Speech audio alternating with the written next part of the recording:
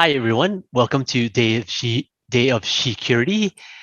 Today, we will discuss neurodivergent women in cybersecurity. My name is Nathan Chung, and today our amazing, I'll be helping Kassandra Pierre, and my name is Nathan Chung, and I'll be helping Kassandra. So let's kick things off, Kassandra. Thank you, Nathan. It's a pleasure to be here. Hello, ladies, allies, and friends. I'm honored to be here today to speak to you and to share with you first and foremost as a peer, as an advocate, and as a woman who is also on a quest to pivot into a career in cybersecurity, who I am, as well as a person with over 10 years of mental health experience and a person with a driver's seat view into the world of neurodiversity. So what exactly does this mean? I have over a decade of experience working as a caseworker, as a crisis interventionist for emotionally disturbed youth. I've trained teachers and clinical staff in crisis intervention. I've worked in inpatient mental health environments supporting both youth and adults. I've experience as a caregiver, and I have been a mental health support group leader. I also have lived in my skin for a very long time. These experiences have led me to work with a variety of mental health professionals, and I started to gather information on neurodiversity and mental health and how to maximize functioning. So I sit here today before you with both professional and lived experience. Warning, I am not a medical professional, not a clinician, nor do I play one on TV. I am appearing today at this conference as an individual, sharing my personal story and my opinion, not that of my employer or of anyone else. So the theme for this conference is to make security less spooky, and I hope to do so by sharing some facts with you about the month of October. First, October is Disability Employment Month, Mental Health Awareness Month, and Cybersecurity Awareness Month. There are so many important themes packed into the month of October. And as people interested in both cybersecurity and neurodiversity, there is a lot to unpack. Neurodiverse conditions can present like dots on a scatter plot all over the place and can manifest differently in different people. Many years ago, people thought they presented on a spectrum, but this is not the case. Some neurodivergent people live with disabling symptoms. This is a reality. For those who are new to the term and do not know what it means or what it refers to, I will provide an overview for you. The term neurodiversity was coined by Judy Singer, an Australian sociologist who believed way back in the 1990s, and this is a quote from myspectrum.com, that people with different kinds of minds were oppressed in the same ways women and gay people were before they had their own movement, and that the neurologically diverse needed a movement of their own. How progressive, inclusive, and absolutely brilliant. So what qualifies as neurodivergent? Dyspraxia, dyslexia, attention deficit hyperactivity disorder, dyscalculia, autism, Tourette syndrome, and others. So when we speak of neurodiversity, we refer to the belief that diverse neurological conditions result from normal variations during human development. These differences are viewed through a lens of diversity and should be recognized, supported, and respected, just like any other respected social category. People who are different do not need to be fixed. People who are different need to be accepted, supported, and included. So here's some data. From February 2021, the US Bureau of Labor Statistics reported that in 2020, only 17.9% of people with a disability were employed. That's staggering. From Forbes magazine this April, studies estimate a staggering 50 to 75% of the 5.6 million autistic adults in the US are unemployed or underemployed. Nearly 50% of 25-year-olds with autism have never held a paying job, despite having the skill sets and expertise to excel in the workplace. The average session for a full psychological testing will range anywhere from $125 to $200 an hour without any insurance. It can go as much from $1,500 to as much as $3,500 for a full evaluation. It depends on where you live, the psychologist, and the length of the tests. Comorbid disorders present in neurodivergent individuals: anxiety, depression, migraines, seizures, GI issues, autoimmune issues, insomnia, fatigue, mutism, visual difficulties. Why am I sharing all of this? Because it is true. If you are not a person who's neurodivergent, you may not have the full picture of what your family member, your friend, your colleague, or your employee is dealing with daily, that they show up every day. I want you to understand what life is like for them, what they deal with every day. This is their reality. And yet, despite all of this, they are choosing to embark on one of the most difficult career paths today, willingly. That is to be commended. So let's look at some more data. An article by CBS News in May stated that there are almost 500,000 open jobs in cybersecurity right now in the US. This article was sponsored by CompTIA. These jobs are both in the private and public sector and in government. 500,000 open positions. Why? Why is that? Let's pause and think. So for those of you who have been building home labs, studying for certifications, participating in boot camps, networking, joining study groups, why are there 500,000 open positions? It should be easy to make that pivot, shouldn't it? Think about the financial freedom and stability you can create by having a career that you love that just also happens to be in demand. If you have children, think about the opportunities that will open up for them when you are making a higher salary. And lastly, as ambitious women, we would not be here at this conference if we were not. Think about the career opportunities that exist. For those of you who are intellectually stimulated and have a love for learning, cybersecurity is a treasure trove of dynamic information, right? For one of the reasons I was drawn to this field in the first place is because it is ever changing. There's always something new to learn, to uncover. With each ransomware event or new virus, new piece of information or technology, you can push your intellect to its limits if you want to. Think about all of these options. So this is great. There are high-paying jobs out there. They're paying top dollar. The great resignation is happening. Employers are looking for people, awesome, smart women. Why aren't we landing these jobs? Few things. I was reading an article a couple of weeks ago titled, "Why Are There So Few Women in Cybersecurity? The Power of Data to Close the Gender Gap." Here's some more data. Women comprise just 24% of the cybersecurity workforce, and for leadership positions, only 11%. Why? Where are the women? Are we just not interested? Obviously, that's not the case. The reality is that in cybersecurity, it's still perceived as a male-dominated profession.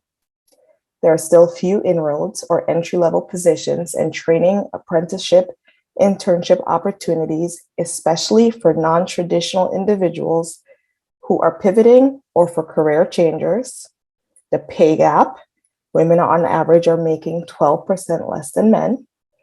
There's a lack of mentors, sponsors, and allies doing real and not performative D&I work to bring women onto their teams. Hiring managers are looking for purple unicorns that don't exist. And finally, we still are battling misogynistic attitudes in these tech spaces about women's technical acumen. People still believe that you must have a computer science degree to be a competent cybersecurity professional.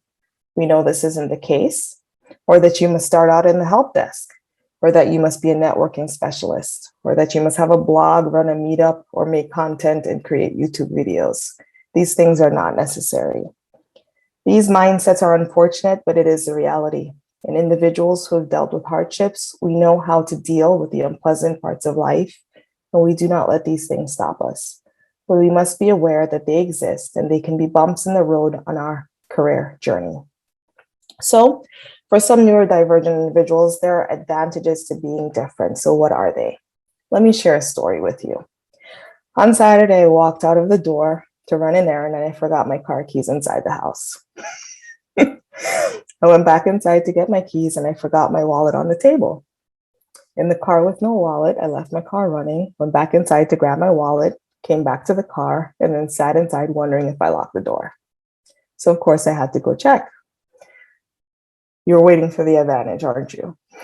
If this sounds familiar, continue listening.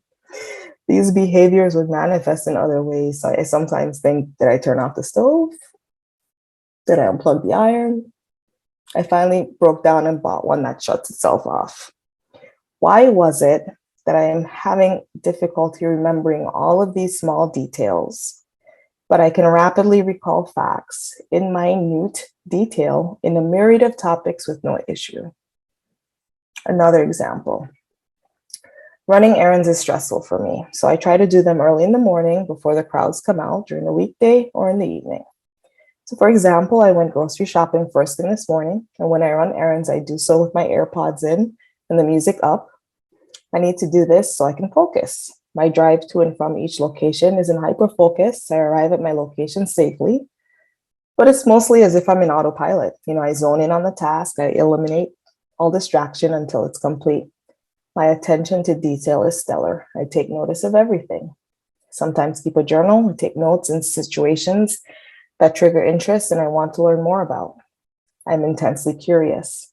I see patterns in scenarios and situations. I look at data and I draw conclusions. Having a great mind for patterns and making connections also lends itself to being strong human behaviors. People tend to behave the same way over time.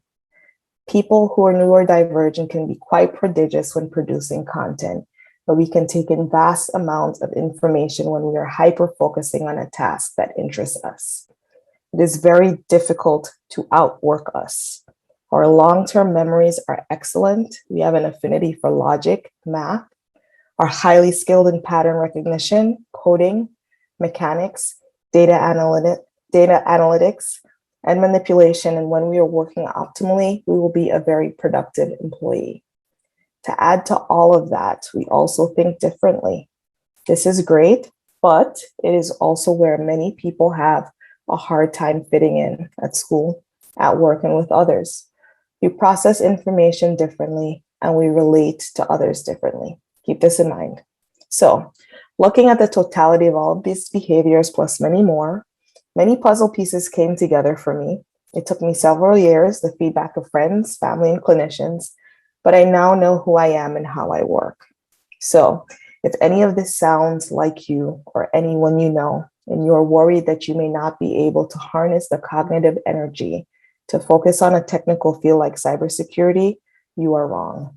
In fact, this may be the ideal space for you.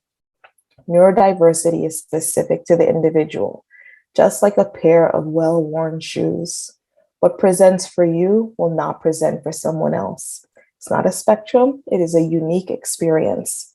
So do not count yourself out until you hear everything that we have to say today. Nathan?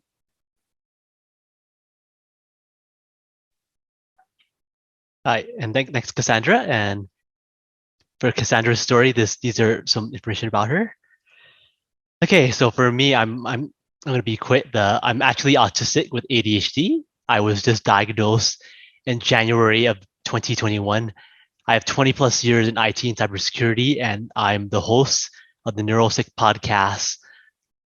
I also lead the WESIS, Women in Cybersecurity Neurodiversity Group, where I help provide us as a support group to help women.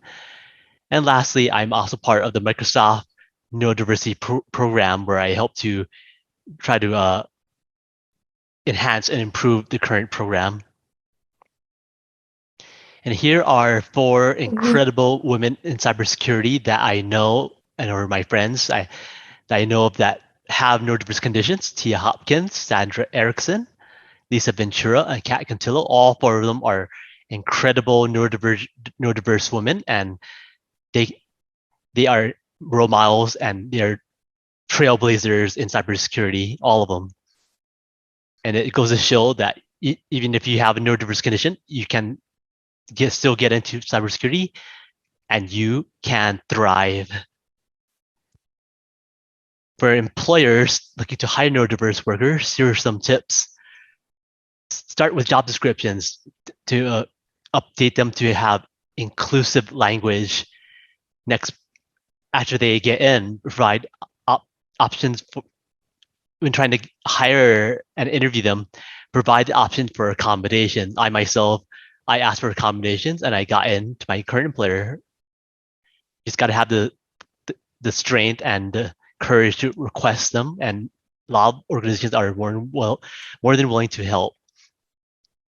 Third point is they should be willing to ask candidate for what they need to thrive, because we're all different, neurodiverse or not. We all have individual needs, and in order to be our best in an interview, we should be willing to ask for what we need. Fourth point is employers should be willing to make the interview remote, because with COVID, many of us are still not comfortable going to an on-site location for an interview. So having a remote interview, as I did, makes the experience much more transformative and much more comfortable. And the fifth point is help make the interview process as comfortable as possible for everyone by having it remote or asking for accommodation. And most importantly, just be willing to ask the person you're interviewing, what do they need? And here are a list of some of the jobs in my experience that would be ideal and less ideal for people with neurodiverse conditions. Ideally, we would have more technical jobs which involve less interactions with people, less social interactions, just threat hunter, forensics analyst, incident response, malware engineer, penetration tester, and consultant. The less ideal jobs are much more social, where neurodiverse people would be less comfortable. Okay, moving on. And next, for accommodations, employers should be open and willing to offer accommodations for all workers, starting with the interview as we described.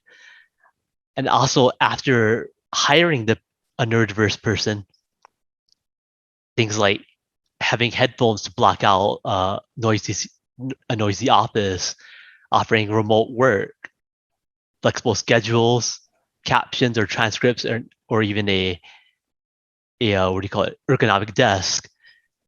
Many of these, especially the captions or transcripts, can be done for everyone. It doesn't have to be just for those who have a disability or neurodiverse condition.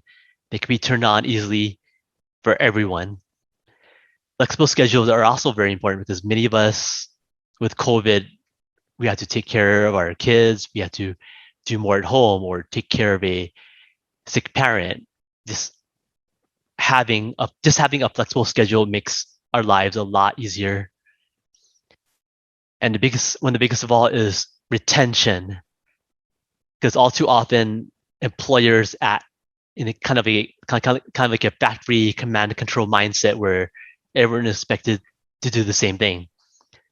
In my view, this is wrong. Employers need to listen to workers and give them what they need. And also, the career paths need to change. All too often, many careers in IT and cybersecurity lead to a manager role, where many with neurodiverse conditions may feel uncomfortable. So the career paths need to change. Third point is break down the barriers. Some workplaces have hostile work environments where people are bullied or made to feel uncomfortable. These barriers need to come down to make the workplace much more comfortable and more accessible. Fourth point is, especially for managers and executives, is to lead and be the change. It is perhaps one of the best and most consistent ways to change the organization, leading and being the change.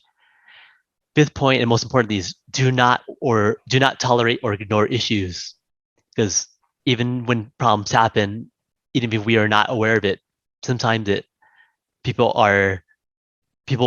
spread rumors or even talk. Sometimes it's there. You don't have to be told that a problem exists before it becomes a problem.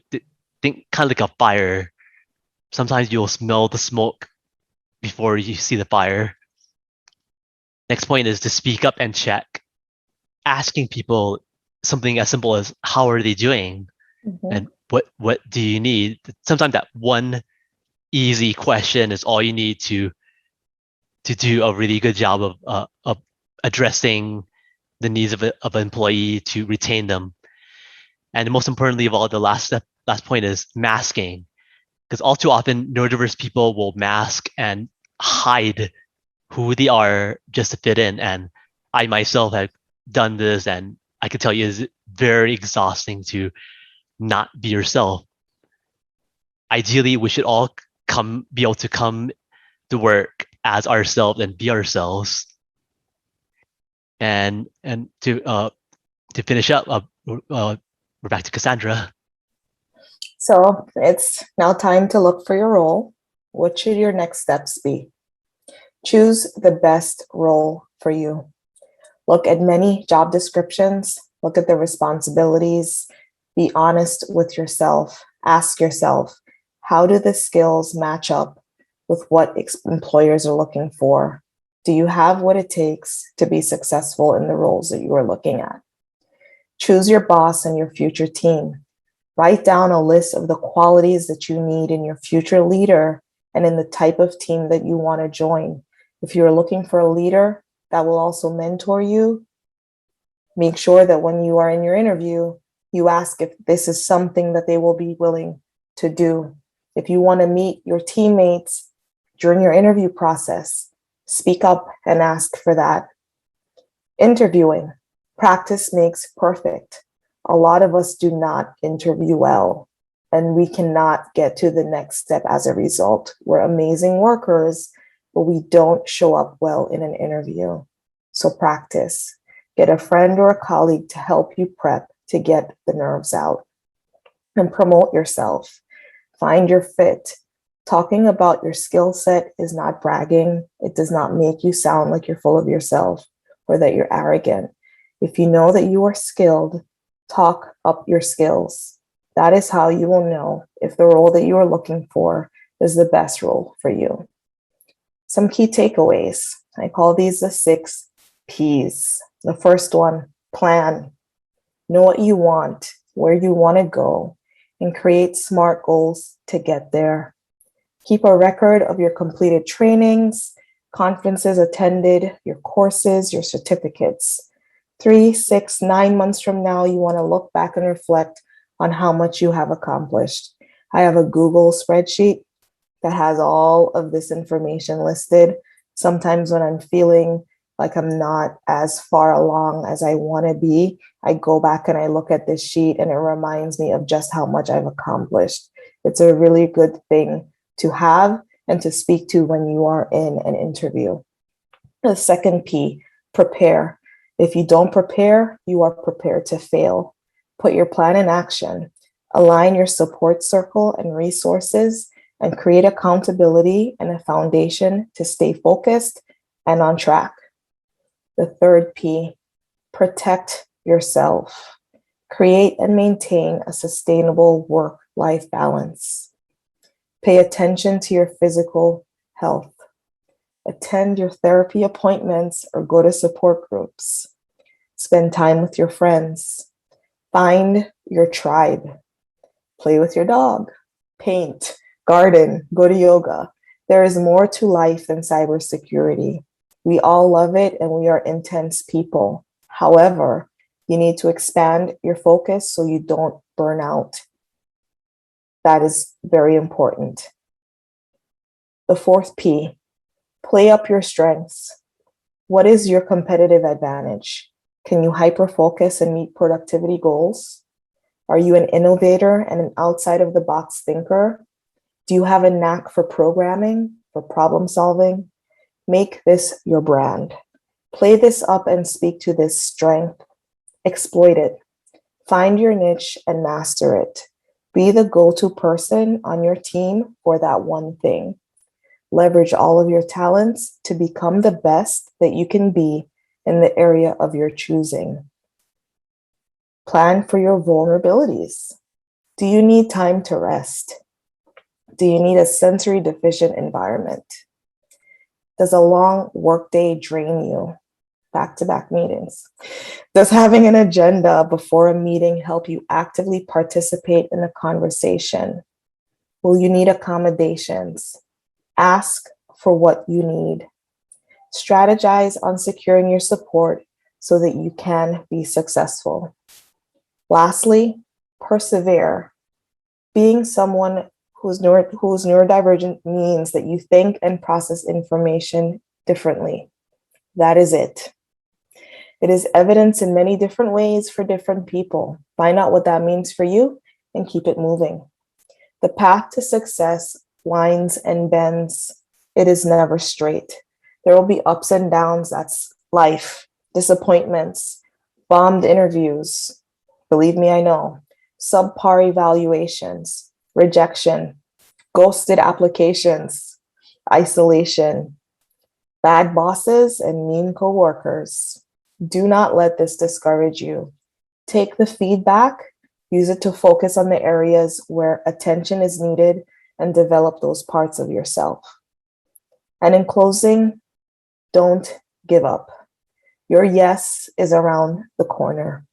Keep moving forward, keep studying, keep connecting, keep reaching out, build your network, display your knowledge, work on projects, give back.